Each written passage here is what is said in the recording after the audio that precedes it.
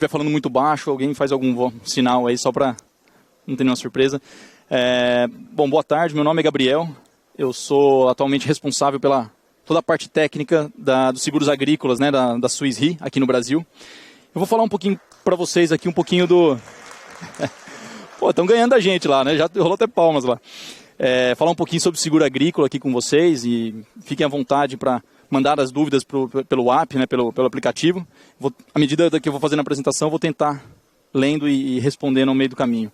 Eu não sei se a pessoa está aqui e já fizeram uma primeira pergunta.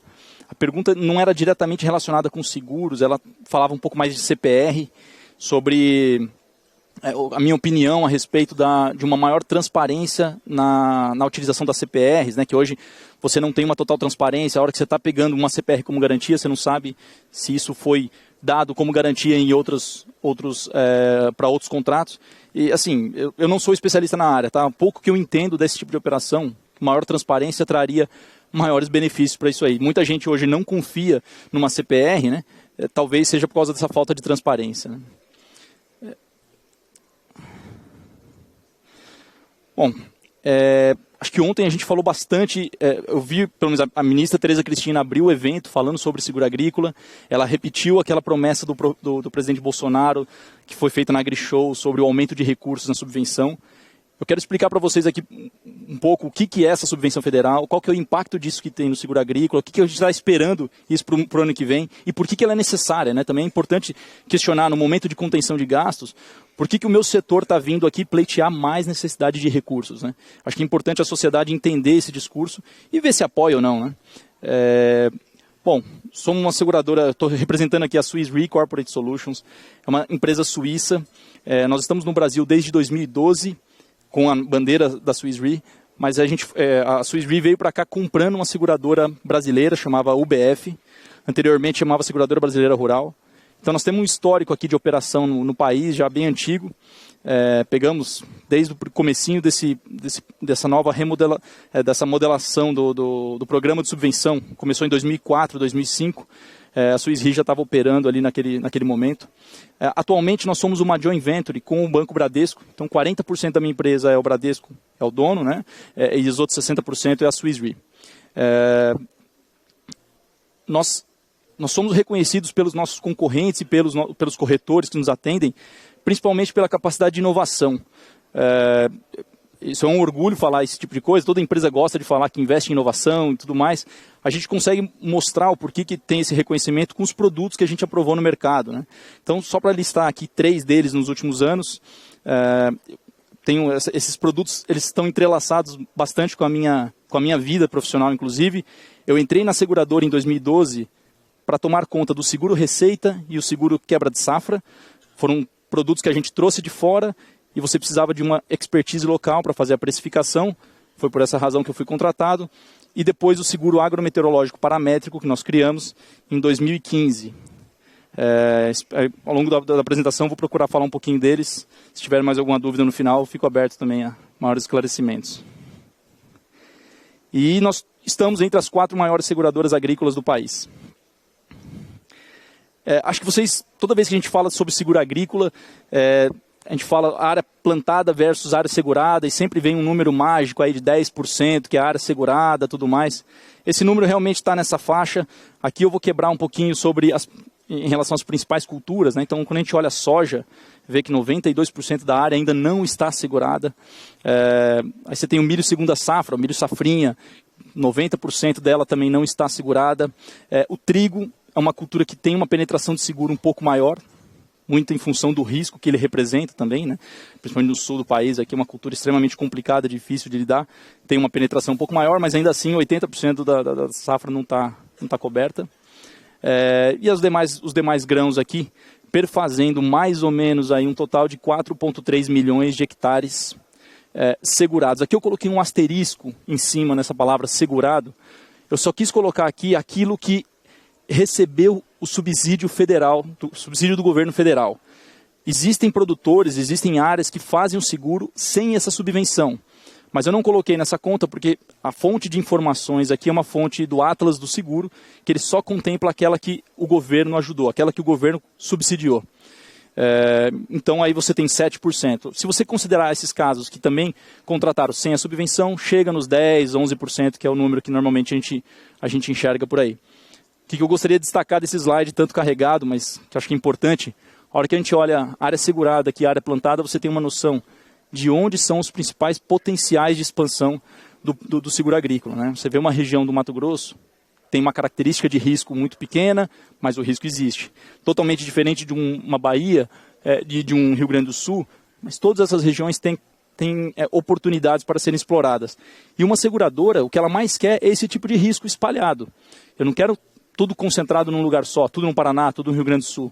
Eu preciso ter essa diversificação de carteira para que eu possa ter um problema num lugar, pagar as indenizações, no outro lugar eu não tive problema, e aí eu consigo equilibrar minhas contas, minhas finanças. Esse é o princípio básico do seguro. Eu vou fazer um seguro para uma área grande, total, e pontualmente vou fazer os pagamentos e eu consigo ter solvência, consigo passar por crises sem grandes problemas, né? Quais riscos que são passíveis de serem segurados? Aqui eu fiz uma seleção dos riscos mais básicos que a gente está cobrindo. Não são apenas esses riscos, contém mais riscos também. Eu incluí 2 aqui que não são do seguro agrícola, eles são do seguro rural. Vou explicar aqui, ou seguro de animais, né? Então essa parte de animais, desde um cavalo que você tenha para atividades esportivas, ou um cavalo para produção, ou você tem um rebanho, enfim, você pode fazer o seguro desse animal, você pode fazer o seguro da máquina, da sua colhedora, você pode fazer o seguro do seu pulverizador contra risco de incêndio, tombamento, enfim. Mas esses não são seguro agrícola. Agrícola, só os seguros de lavoura mesmo. E aí a gente cobre os riscos mais impactantes na produção, né? Incêndio, seca, um alagamento, granizo, um problema muito sério em várias culturas, principalmente de frutas.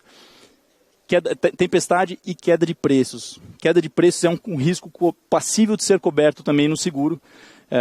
A gente combina a queda da variação de preço com a queda de produção. Se o produtor teve uma receita abaixo daquilo que ele esperava, a gente pode fazer o pagamento da indenização.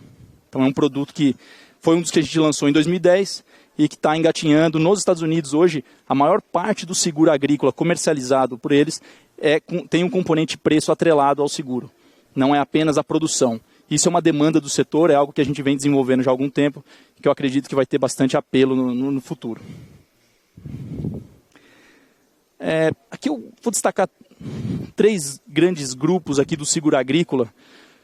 Quando a gente fala de seguro agrícola, eu estou falando de um seguro ou de dano direto, ou de um seguro multirriscos, ou de um seguro paramétrico. Pequenas variações, mas você não vai sair muito fora desses 3. O que é o dano direto? Pensa numa cultura de uma maçã, por exemplo. O problema do produtor de maçã, muito mais do que se ele produzir mais ou menos maçã, é a qualidade dessa maçã. Então, se você tem uma chuva de granizo, essa maçã é danificada, quem é do setor sabe, tem aquelas classificações, CAT1, CAT2, enfim. Você perde valor. Então, o seguro de maçã ele é focado principalmente no granizo. Você tem a ocorrência do granizo, o perito vai no campo, faz uma avaliação de quanto que foi a perda e estima o quanto que você tem que pagar de indenização em função desse evento ocorrido. Ele não vai avaliar o quanto de maçã foi produzida no final da safra. Ele avalia o dano pontual que ocorrido por causa do granizo. Quando você pula para um seguro multirriscos, você tem as ocorrências dos eventos, pode ser granizo, pode ser geada, pode ser uma seca. O perito vai ao campo para verificar que ocorreu aquilo, faz uma estimativa dos danos, mas espera a colheita. No momento da colheita é que você vai fazer a avaliação das perdas desse produtor. Isso é um seguro focado em produção. Ele não está tão interessado na questão da qualidade. Se teve muitos desses produtos não cobre qualidade, né? Então a soja, por exemplo, ela produziu muito bem, só que chegou na época da colheita, teve muita chuva na época da colheita, deu um grão ardido, você perdeu qualidade. Você produziu soja, mas não foi com a qualidade para entrega, e teve desconto de preço. Isso o seguro normalmente não cobre, não cobria, até 2, 3 anos atrás. Atualmente nós cobrimos a perda de qualidade em soja, e estamos avaliando a possibilidade de cobrir em outras culturas. Mas o foco principal, novamente, é a produção. Quantos quilos por hectare, quantas sacas foi produzido, quanto que era prometido, quanto garantido, e aí eu pago a diferença do obtido. E o seguro paramétrico é um seguro diferente desses outros dois. A grande diferença aqui é a quantificação das perdas. Ao invés de eu ir no campo avaliar o quanto aquele impacto, aquele evento impactou a lavoura, eu faço uma avaliação remota. Seja por uma variável meteorológica. Então vamos pegar um exemplo da chuva. Você planta soja e de repente você tem o seu período de risco é janeiro. Você espera que em janeiro vai ocorrer o seu enchimento de grãos. E você precisa que chova como esperado, chova na média. Se chover 40% a menos do que o esperado, você já vai começar a ter algum problema na sua produção. Você pode contratar um seguro só para essa época, só para o período de janeiro. Se faltar chuva naquele período, a seguradora vai avaliar essa chuva, seja por uma estação meteorológica, seja por dados de satélites. Isso é pré-acordado, né, antes do início do risco, está em apólice, em contrato. Avaliou, o número bateu, que choveu menos do que o gatilho, você vai pagar uma indenização. Tenho aqui o Jairo, da Syngenta, que tem uma experiência muito grande com esse tipo de operação. Depois, quem quiser também tirar algumas dúvidas com ele, ele estruturou com a gente já pelo 2º ano consecutivo uma operação para todo o Brasil, para os clientes da Syngenta, levando em conta esse tipo de produto. Então ele define, é super específico. Aqui eu coloco o grau de complexidade, de dificuldade na explicação, na contratação desse produto. Diria que dentro desses 3 produtos é o mais complexo. Então não é uma solução prontamente disponível, ainda vai levar um tempo para ficar massificada, mas que uma vez bem estruturada e calibrada, pode ser uma boa solução também para riscos, principalmente nas regiões onde o seguro agrícola tradicional não atua. Você não tem muito histórico de produção, os dados oficiais não são representativos da produção. O seguro paramétrico entra com uma boa abordagem para poder segurar o risco de produção nesse local. Aqui eu entro nesse aspecto da subvenção federal. Então, primeiro, o que é a subvenção? Subvenção nada mais é do que a ajuda do governo para você contratar um seguro. Imagina você contrata hoje o seguro do seu carro, você paga mais ou menos, vamos lá, um carro de 40 mil reais, deve pagar mais ou menos uns 2 mil reais nesse seguro. Mais ou menos 5% sobre o valor segurado. No seguro agrícola, o governo vem e paga uma parte desse seguro para o produtor. Hoje está em torno de 35% desse seguro é pago pelo governo. E por que ele paga isso? Qual que é a importância disso aí? Diferente do seu carro, quando você tem uma quebra de safra, você impacta não só a sua propriedade, mas toda a sociedade. Se você tiver o seu carro roubado, é ruim, você vai ter que trabalhar para comprar outro, tudo mais, mas você não vai tirar a comida do seu vizinho, não vai impactar o seu vizinho nem nada.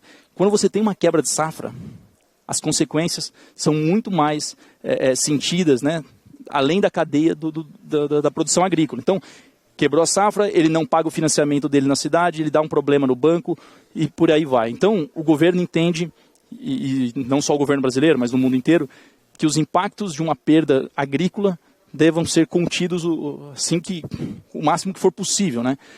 Porque se não é contido nesse momento lá na lavoura, ele volta para a gente no formato de renegociação de dívida, que é um tema muito comum, muito recorrente. Nos últimos 15 anos nós tivemos mais de 15 bilhões de reais gastos só em renegociação de dívida de produtor rural, porque não tinha seguro agrícola. O produtor plantou, não tinha como pagar o seu financiamento, e aí teve que rolar a dívida para próximos anos. Então a subvenção federal ela entra para isso. Se tiver um problema, a seguradora vai arcar com esse prejuízo, não o governo. Quem enxerga o seguro agrícola, a área agrícola como estratégica, investe em subvenção para o seguro rural. Então eu pego aqui os exemplos de alguns países. Em 2016, o Brasil alocou 100 milhões de dólares para o programa de subvenção. Esse foi o dinheiro que o Brasil gastou de apoio aos produtores rurais para contratar o seguro agrícola. Isso é muito ou isso é pouco? A China e a Índia gastaram, respectivamente, a Índia e a China, 15 a 23 vezes mais do que o Brasil, 1,5 e 2,3. E os Estados Unidos, que é a referência nossa em agricultura, toda vez que a gente fala sobre seguro agrícola, gastou 10 bilhões de dólares em subvenção ao seguro agrícola. Então, a hora que você vê esse tipo de número, você entende que realmente nós estamos muito atrás dos outros países em termos de apoio à política de seguro agrícola. E dentro desse recurso que nós estamos gastando aqui no Brasil, faço um breve compilado de 2006 a 2018, quanto que o governo já gastou. foi mais ou menos 4 bilhões de reais. Foi o dinheiro alocado em subsídio nesse período aí de mais ou menos 12, 13 anos. E nesse mesmo período, as seguradoras pagaram em indenização mais ou menos 4,6 bilhões de reais. Aqui eu já estou incluindo as perdas de 2018. Em outras palavras, aquilo que o governo já despendeu com o subsídio, as seguradoras já voltaram com indenizações de uma forma muito mais rápida, fácil, sem burocracia e transparente, né? Você não tem aqui o fantasma de uma renegociação de dívida que favorece apenas parte dos produtores, não todos, né? Não são todos que são beneficiados da mesma forma. Como que é essa subvenção? Vocês ouviram falando da promessa de 1 bilhão de reais para o ano que vem. O que isso quer dizer no nosso orçamento, né? Esses são os valores que a gente teve historicamente no programa de subvenção de ajuda, né, ao seguro rural. O máximo que nós chegamos foi em 2014.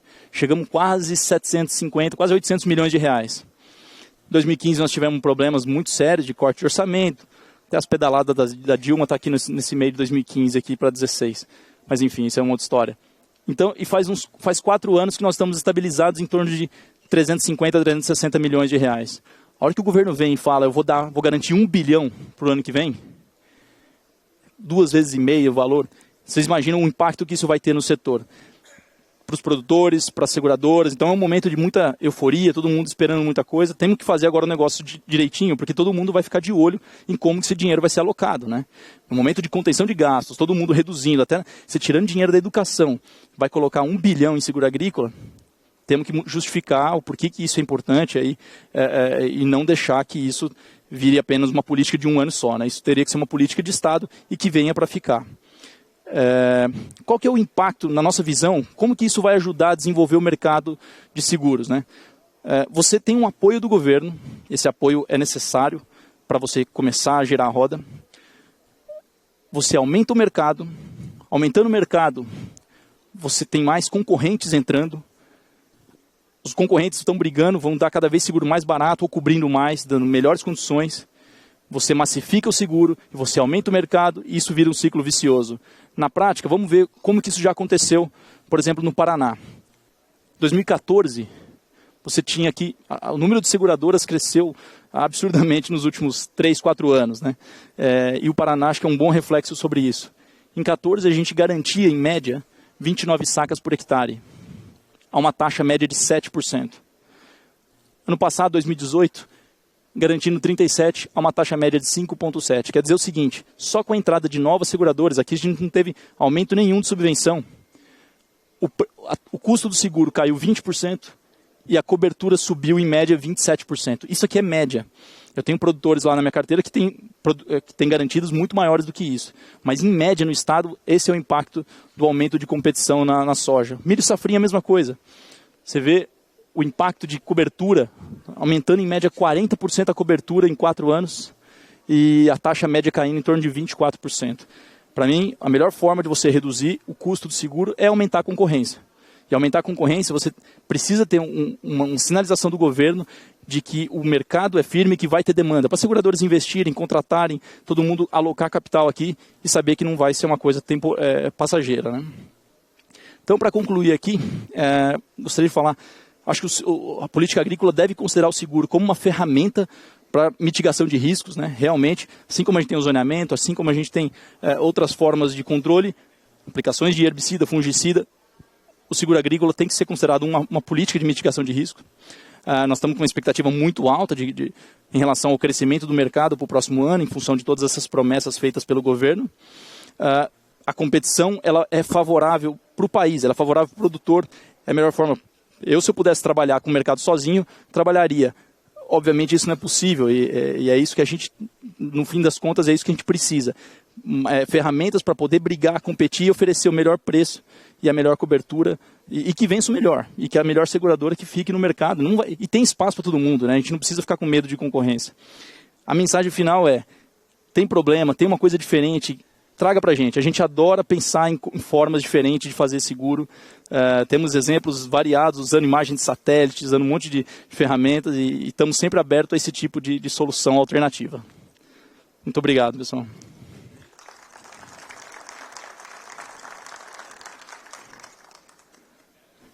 Nossa, Acho que tem alguns segundinhos aqui rapidinho para falar sobre as dúvidas. A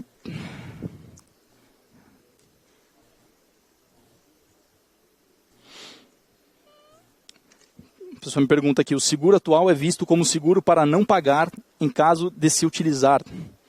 Como desmistificar isso junto ao mercado? Acho que a pessoa quis dizer aqui alguns problemas que já ocorreram.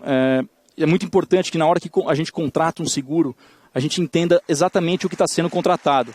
Quais riscos são cobertos, quais riscos não estão cobertos naquela apólice e quais são excluídos. Um exemplo, o zoneamento agrícola, o zoneamento climático é obrigatório. Se a pessoa plantou fora do zoneamento, não tem cobertura. Então, acho que o esclarecimento é muito importante. A função do corretor aqui é muito importante para esclarecer exatamente o que as pessoas estão comprando. Beleza, pessoal? Agradeço bastante. Fico à disposição para vocês, caso tenham algumas dúvidas.